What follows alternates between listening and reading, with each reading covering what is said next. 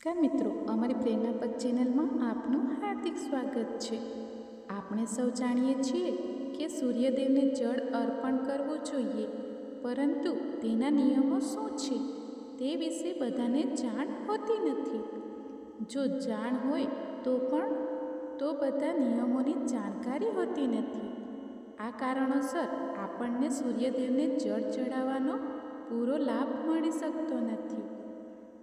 જ્યારે પણ તમે સૂર્યદેવને જળ અર્પણ કરો છો ત્યારે તે ખૂબ જ જરૂરી છે કે તમને તેની સાચી રીત અને નિયમોની જાણ હોય, કારણ કે જો તમે સાચી વિધિથી સૂર્યને જળ ચડાવો છો તો તેનું ફળ પણ એટલું જ સારું અને સંપૂર્ણ મળે છે.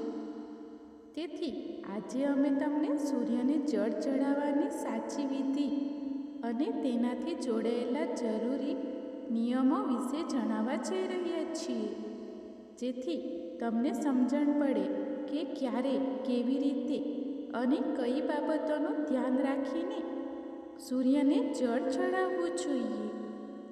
ખરેખર, જ્યારે આપણે કોઈ કાર્ય પૂરી શ્રદ્ધા અને સાચી વિધિથી કરીએ છીએ તો તેની અસર પણ વધુ ઊંડી હોય છે. ખાસ કરીને જ્યારે સૂર્યદેવની પૂજાની વાત હોય તો તેના માટે કેટલાક ખાસ નિયમો બનાવવામાં આવ્યા છે, જેનું પાલન કરવું જરૂરી છે. સૂર્યને જળ આપવાની પરંપરા ખૂબ જ પ્રાચીન છે અને તેનો સીધો સંબંધ આપણા સ્વાસ્થ્ય, ઉર્જા અને મનની સ્થિરતા સાથે પણ જોડાયેલો છે. હવે વાત કરીએ તે નિયમોની, જેને ધ્યાનમાં રાખીને જો તમે સૂર્યને જળ અર્પણ કરશો તો તમને તેનો પૂરો લાભ મળશે. આમાં સામેલ છે કે જળ આપવાનો સાચો સમય શું હોવો જોઈએ, કઈ દિશામાં મુખ રાખીને જળ ચડાવવું, કયો મંત્ર બોલવો જોઈએ, જળમાં શું મિલાવવું જોઈએ અને તે સમયે મનની સ્થિતિ કેવી હોવી જોઈએ. આ બધી બાબતોનું ધ્યાન રાખવું ખૂબ જ જરૂરી છે. દર્શક મિત્રો, આગળ વધતા પહેલાં જો તમે પણ ઈચ્છો છો કે માતા લક્ષ્મીના આશીર્વાદ તમારા પર હંમેશા બની રહે તો આ વિડીયોને એક લાઈક કરીને તમારી ચેનલને સબસ્ક્રાઈબ કરી લો અને કમેન્ટ બોક્સમાં જય લક્ષ્મી માતા લખીને તમારી હાજરી અવશ્ય નોંધાવો. સૂર્યદેવને જળ ચડાવવાના 10 જરૂરી નિયમો. નિયમ 1. સૂર્યને જળ ચડાવવાનો સમય. કેટલાક લોકો માને છે કે તેઓ જ્યારે પણ જાગે તે સમયે સ્નાન કરીને સૂર્યદેવને જળ આપી શકે છે, ભલે તે સવારના 9 વાગ્યા હોય કે તેથી પણ વધુ, પરંતુ આ બિલકુલ યોગ્ય નથી. સૂર્યદેવને જળ આપવાનો એક નિશ્ચિત સમય નિર્ધારિત કરવામાં આવ્યો છે અને આપણે તે જ સમયે સૂર્યદેવને અર્ઘ્ય આપી દેવું જોઈએ. સૂર્યને જળ આપવાનો સાચો સમય સૂર્યોદયનો સમય છે. તેથી જ્યારે પણ સૂર્યના ઉદયનો સમય થઈ રહ્યો હોય તે સમયે સૂર્યદેવને જળ ચડાવી દેવું જોઈએ. આ સમય સીમા સૂર્યોદય થયા પછી વધુમાં વધુ 1 થી 2 કલાકની જ હોય છે, એટલે કે સૂર્યોદય થયા પછી મહત્તમ 2 કલાક સુધી આપણે તેને જળ અર્પણ કરી શકીએ છીએ, તે પછી બિલકુલ નહીં. આવું એટલા માટે કારણ કે ધીમે ધીમે સૂર્યની કિરણોનો પ્રભાવ તેજ થતો જાય છે. આવી સ્થિતિમાં આ પ્રક્રિયા આપણને લાભ આપવાને બદલે નુકસાન વધુ પહોંચાડી શકે છે. કેટલાક લોકો સૂર્યાસ્તના સમયે પણ સૂર્યને અર્ઘ્ય આપે છે, જેને ખોટું કહી શકાય નહીં. ખરેખર સૂર્યને અર્ઘ્ય ત્યારે આપવું જોઈએ જ્યારે તેની કિરણોનો પ્રભાવ ઓછો હોય. નંબર 2. સૂર્યને જળ આપવાની દિશા. તે જરૂરી નથી કે સૂર્ય આપણને હંમેશા દેખાય, એટલે કે ક્યારેક વાદળછાયું વાતાવરણ હોય અથવા ધુમ્મસ કે કોહરામ હોય અથવા પછી કોઈ અન્ય કારણ હોય જેના કારણે આપણને સૂર્યદેવના દર્શન ન થાય. તો પણ સૂર્યદેવનો સમય બદલાતો નથી.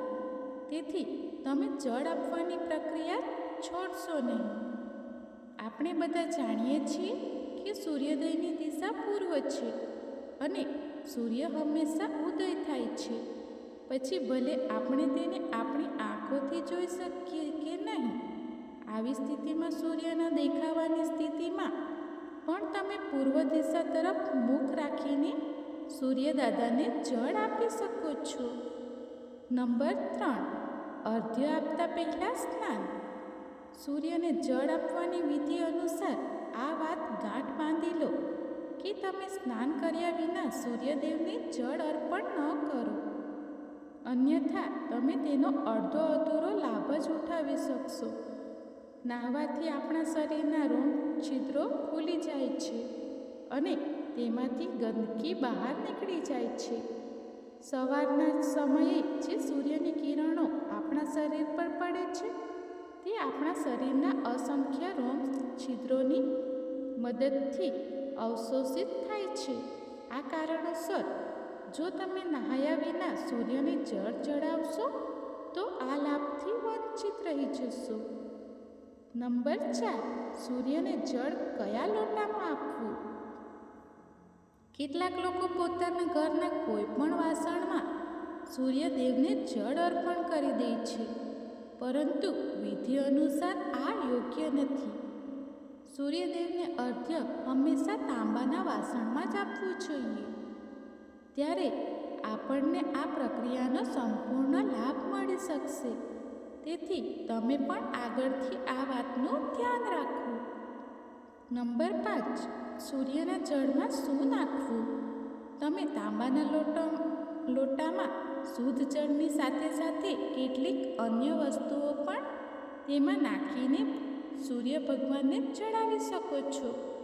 આ પ્રક્રિયાનો સર્વાધિક લાભ ઉઠાવવા માટે અને ધાર્મિક દ્રષ્ટિએ પણ આ જળમાં કંકુ, ચોખાના કેટલાક દાણા અને ફૂલ નાખી શકો છો. આનાથી જળનું મહત્ત્વ વધુ વધી જાય છે. નંબર 6, માથા ઉપર રાખવા બંને હાથ. સૂર્યને જળ આપવાના નિયમ અનુસાર આ વાતનું પૂરું ધ્યાન રાખો કે તમારા બંને હાથ માથા ઉપર અને સીધા હોય.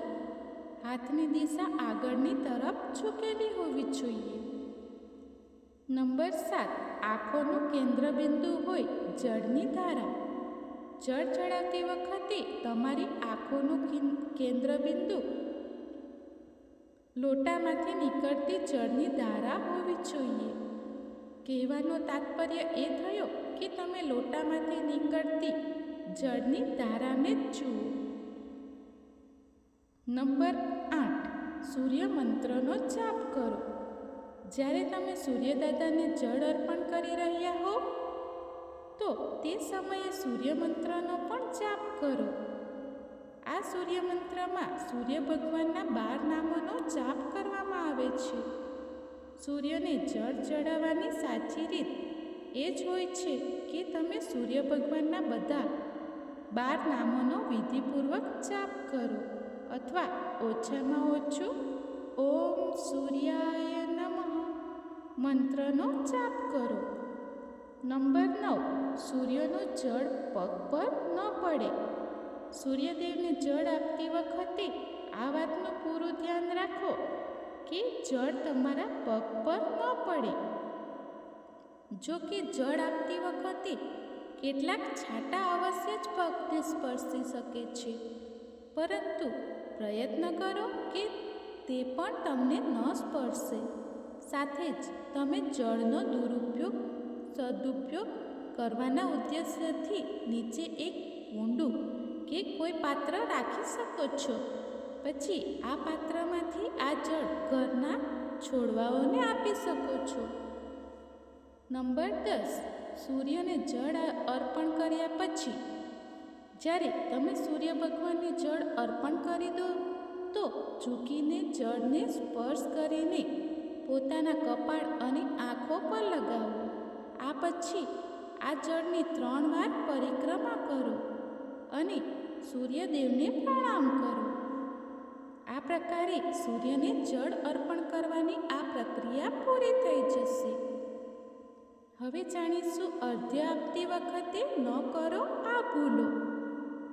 નંબર 1, સવારના સમયે જો તમે સૂર્યદેવને જળનું અર્ધ્ય આપો છો તો આ વાતનું વિશેષ ધ્યાન રાખો કે અર્ધ્ય આપવાનો સમય લગભગ એક જ હોય. નંબર 2, જો તમે અર્ધ્ય આપવાનું શરૂ કર્યું છે તો આ નિયમને કોઈ પણ પરિસ્થિતિમાં તોડો નહીં. જો ભૂલથી ક્યારેય સાચા સમયે અર્ધ્ય ન આપી શકો તો ક્ષમા યાચના કરતાં જળમાં કંકુ નાખીને સૂર્યદેવને જળ ચડાવવું. નંબર 3, અર્ધ્ય આપવા માટે વાસી જળનો ઉપયોગ તમારે ન કરવો જોઈએ. નંબર 4, અર્ધ્ય આપતી વખતે તમારે સૂર્યદેવના મંત્ર ઓમ સૂર્યાય નમઃ નો 7 વાર જાપ અવશ્ય કરવો જોઈએ. નંબર 5, સૂર્યદેવને પૂર્વ દિશામાં જ હંમેશા જળ ચડાવવું. નંબર 6, જ્યારે પણ તમે સૂર્યદેવને જળ અર્પણ કરો તો પ્રયત્ન કરો કે તે જળમાં થોડું કંકુ અને લાલ ફૂલ જરૂર નાખો. આ વસ્તુઓ સૂર્યદેવને અત્યંત પ્રિય માનવામાં આવે છે અને જો આ ન થઈ શકે તો ઓછામાં ઓછા જળમાં અક્ષત એટલે કે આખા ચોખા જરૂર નાખી દો. આ પણ શુભ માનવામાં આવે છે અને તમારી શ્રદ્ધાનું પ્રતીક હોય છે. નંબર 7, જ્યારે તમે અર્ધ્ય આપવાનું સમાપ્ત કરો એટલે કે લગભગ 7 વાર જળ અર્પણ કરી લો તો સૂર્યદેવનું ધ્યાન કરતાં એકવાર ચારેય બાજુ પરિક્રમા કરી લો. નંબર 8, જે વ્યક્તિ નિયમિત રૂપે સૂર્યદેવને જળ અર્પણ કરે છે તેમણે રવિવારના દિવસે આદિત્ય હૃદય સ્ત્રોતનો પાઠ જરૂર કરવો જોઈએ. નંબર 9, જો તમે અર્ધ્ય આપી રહ્યા છો તો પ્રયત્ન કરો કે માંસનું સેવન ન કરો. સાત્વિક આહાર રાખવાથી પૂજાનો પ્રભાવ વધુ વધે છે અને મન પણ શાંત રહે છે. હવે જાણીશું સૂર્યને જળ આપવાના ફાયદા. સૂર્યને જળ આપવાના લાભ અનેક છે, ખાસ કરીને તે લોકો માટે જેમની કુંડળીમાં સૂર્ય નબળો હોય છે. નિયમિત અર્ધ્ય આપવાથી તેમનો આત્મવિશ્વાસ વધે છે, સમાજમાં સન્માન મળે છે અને મનની સ્થિરતા પણ જાળવી રહે છે. જ્યોતિષશાસ્ત્રોમાં સૂર્યને આત્માનું પ્રતીક માનવામાં આવ્યું છે અને જ્યારે તમે સૂર્યને જળ ચડાવો છો તો તે તમારા આત્મબળ, આત્મશુદ્ધિ અને માનસિક તાકાતને વધારે છે. જે લોકોને નોકરી કે કામકાજમાં પરેશાની આવી રહી હોય તેમને પણ તેનો લાભ મળે છે. જ્યારે તમે નિયમિત રૂપે સૂર્યને જળ ચડાવો છો તો તમને તમારા વરિષ્ઠો અને અધિકારીઓનો સહયોગ મળવા લાગે છે અને તમારી સમસ્યાઓ ધીમે ધીમે ઉકેલવા લાગે છે. કહી શકાય છે કે સૂર્યને જળ આપવું માત્ર એક ધાર્મિક કર્મ નથી, પરંતુ તમારા જીવનને દિશા આપવાનું સાધન છે. તો દર્શક મિત્રો, અમારો આ વિડીયો તમને પસંદ આવ્યો હોય તો વિડીયોને લાઈક કરી અને શેર અવશ્ય કરજો અને કમેન્ટ બોક્સમાં જય સૂર્યદેવ અવશ્ય લખી દેજો. ધન્યવાદ મિત્રો.